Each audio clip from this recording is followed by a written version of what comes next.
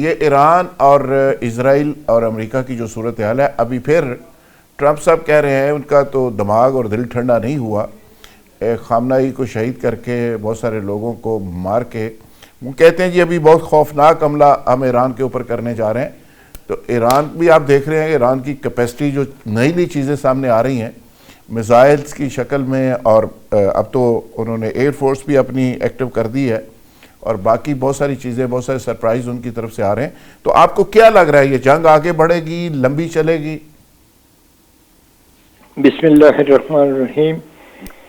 جی واضح تو یہی نظر آتا ہے کہ یہ جنگ اسی طرح چلے گی اور امریکہ اپنا حملہ جاری رکھے گا اور اس کو اپ گریڈ کرتا جائے گا۔ اچھا، جو کچھ انہوں نے ابھی حاصل کیا ہے اس سے اگر وہ سیٹسفائی نہیں ہوتے تو وہ اس سے زیادہ تشدد کریں گے،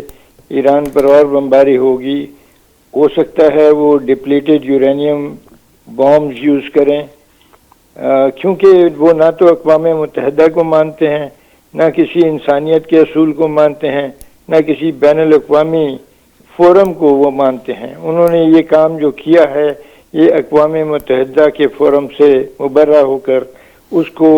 ایک طرف رکھ کر یہ کام کیا گیا ہے۔ تو یہ پوری دنیا کے لیے بدقسمتی ہے